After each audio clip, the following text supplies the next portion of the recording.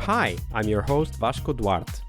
Welcome to the Scrum Master Toolbox podcast, where we share tips and tricks from Scrum Masters around the world. Every day, we bring you inspiring answers to important questions that all Scrum Masters face day after day.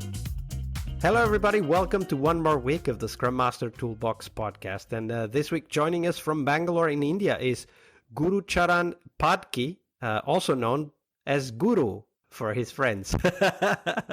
So it's great to have a Guru in this week's episode. Thank you for being with us, Guru. Thank you, Vasco, for giving me this opportunity. I feel great and all excited to be part of your show. Thank you. We'll explore many stories with Guru this week. Guru comes with 18 years of experience in the IT industry, of which he has spent more than a decade in the Agile world, delivering products, programs, and projects with focus on engineering and quality. He's played the role of product owner, Scrum Master, Agile coach in multiple organizations across India and the world, driving transformation. So a lot of things to talk about there. But Guru, let's start first from the beginning. How did you end up becoming a Scrum Master? Well, okay. So 18 plus years in the industry, 19, almost close to 19. So, I come from the era where you get into the IT company, you do a bit of everything. I started off with, in a startup at that point in time, and I used to do a lot of everything, right? Development, testing, and I was also part of the technical support, the production support team. So I for about three and a half years in a small company was a great learning. It was really a boon for me. And I got to try out everything. Then, I wanted to pursue my education. So I joined, and then I got into another company wherein I was leading some projects in the capacity of development lead, right? And that's how I got into project management. The one thing that was always hurting me, or I was always thinking about, is there a better way? We were doing waterfall, typical waterfall, chasing all that.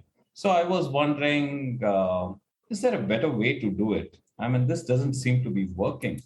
Always there are delays, and I'm always chased by people, right? I was like, how many people do I update? Why can't everyone get into the same call and figure out, right? I mean, we can all talk together.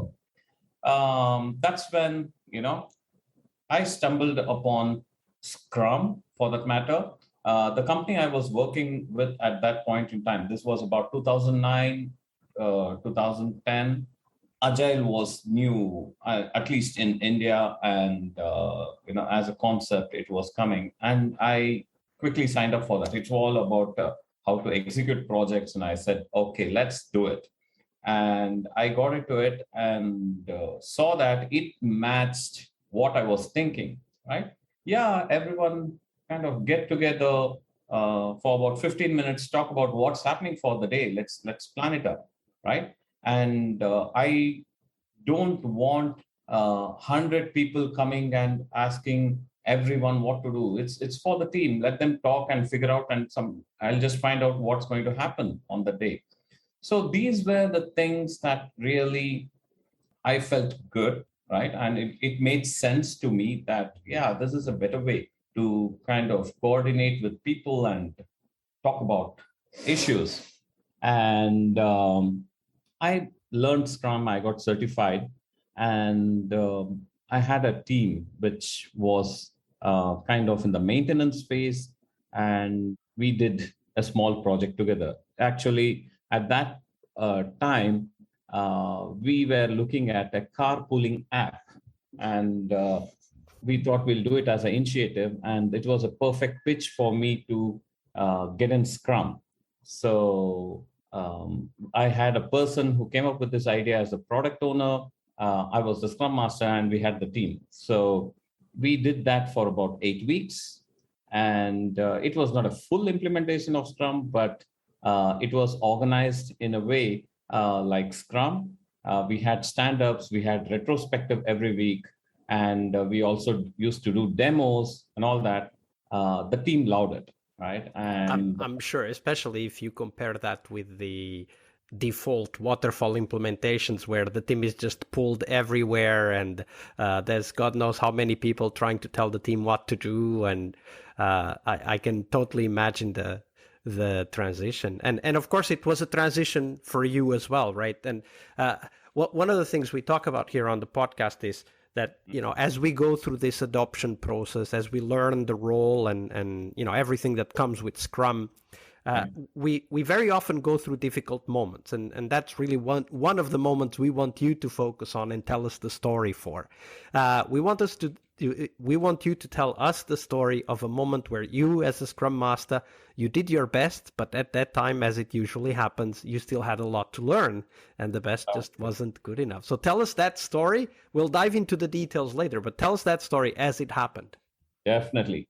So it's an interesting story. I've shared it with multiple people. So I moved to UAE at one point in my career, and there I was working with a large airlines there, and we it was typical waterfall, and many people didn't know what Agile Scrum was. I'm talking about 2014. There was no Agile at all. So when I joined as a project manager there, and I saw that there's a lot of scope for getting Scrum into the way they work, right? I discussed it with the leadership. They said, see, this is something new. It's kind of a huge change. So probably you need to, come up with a strategy of how you're going to introduce to the people. We are supportive of it, right? But you need to kind of bring it up in a way where people don't see a radical change and that they can't adjust. I said, fine, let me try doing something, right?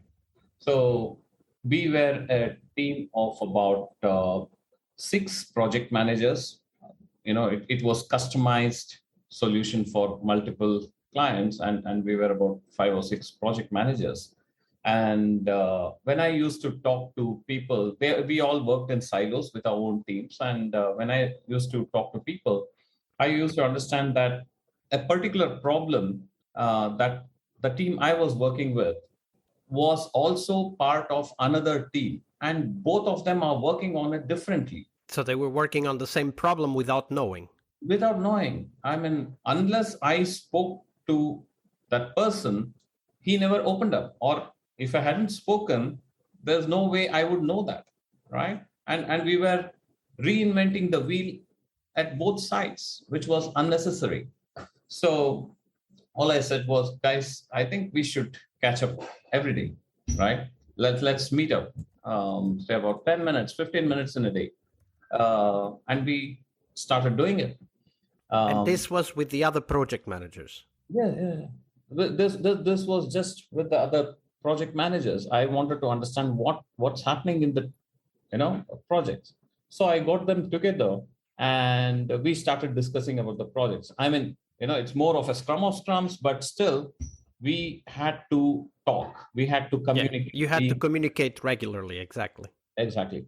So we started off with that, and then it came to a point that everyone wanted to have it every day because they know what is happening. And this kind of brought about a great change in, we had about 150 tickets or 160 unresolved tickets, right, from all the projects. We worked together on that. We got the right people into the discussion, and within a month, it was reduced to 15 or 16. That was the kind of impact of this communication. Now, it was easy to tell the other project managers that they can do the same thing with their teams, right? Get everyone together, meet them for 10, 15 minutes, right? And discuss about the problem and come to a solution. And the daily stand-up was started. That's one simple thing. I usually say that you don't tell people about what you want to do or how to do it. You just give them a taste of what it is, and they like the taste and they'll start taking it. That's a very, I think what you just said is a very important realization for all of us, which is that sometimes you just need to show by example, right? And that also means that we need to choose carefully what things we start with if we want to introduce Scrum. For example, starting with time boxing might be very difficult, but as you just told us about this in this story, is starting with the daily might actually be quite simple. You just get people together and you talk about things that they already care about, things they are already struggling with. In this story, you talk about the daily, but did you try at some point to introduce Scrum with some other approach? Like, how do you see might be, from your experience, the best things to start with when introducing Scrum? The one thing I always utilize is that, or I have seen, is that you don't get things done by just preaching, right? I mean, people come, listen to what is Scrum, what is, all the ceremonies, what is all that we get. But to get them know it, understand it, put it into action, right? Smaller things, and it could be even something like you have a checklist of what needs to be done, right? It starts from there. You say that, okay, let's meet up for 15 minutes a day, right? Don't give it a ceremony name, or don't call it Scrum, or don't call it anything. Okay, 15 minutes, we'll catch up once a week. Probably we look at what we are going to do further, what's the roadmap looking like, and all that, and then start giving names. And piloting, Agile is the best way, right? Beat Kanban. I have piloted multiple Kanban teams. You put it in priority, right? And look at the flow. Where is the bottleneck? What is it? Where is it getting stuck, right? Resolve that. Right. I think that's a very important point. The fact that we give things names not only helps us communicate, which it does. Of course, everybody in this community understands what a stand-up is, right? We just need to say stand-up and everybody kind of knows exactly what we're talking about. Yes. But once you give something a name to a new population, so somebody who's not yet adopted Agile, it becomes something that you can fight against. Right, like it's this idea of the push and the pull, right? The naming things in a special way is the push, and of course you have to expect that right after that comes the push against what you're trying to do. I think that's a great idea for our friends out there that maybe at this point in the middle of a transition, in the middle of a transformation in their local organizations, to think about what are the small things we could try that we don't even need to name, right? Mm-hmm. We know what we're doing, but we just need to put something concrete in place. Oh yeah, that's very true. Because people anyway will get to know the name. Now, some of my folks, some of my friends, after doing this daily meeting they spoke to their friends, they were like reading and all that, and somebody said, hey, you know what, we are done Scrum and we meet up, we do something called stand up, and this is what we do. And they were like, yeah, we do that too. I mean, yeah, we do that too. We don't call it stand up, but we're doing it. And then they said, hey, is this called stand up? Yeah, this is stand up. Like, oh, okay, then they are doing. So I see that Agile is so popular now. People will definitely know what it is. But if you try to introduce it in the way where you call, okay, today's topic is stand up, and this is what we do, I was like, okay, all right. So this is more theoretical. Let's see how it works. Now, show them how it works and tell them this is stand-up, guys. End of that. That becomes easier. Absolutely. Thank you for sharing that story with us, Guru. No problem. Anytime. Thank you. Monday is about what we learn from our obstacles and our failures. But tomorrow is Team Tuesday here on the Scrum Master Toolbox podcast. We explore teams and their journeys, the habits they develop that threaten their performance, how each of our guests helped their teams evolve, and the one key lesson they learned from that experience. We really hope you liked our show. And if you did, why not rate this podcast on Stitcher or iTunes? Share this podcast and let other Scrum Masters know about this valuable resource for their work. Remember that sharing is caring.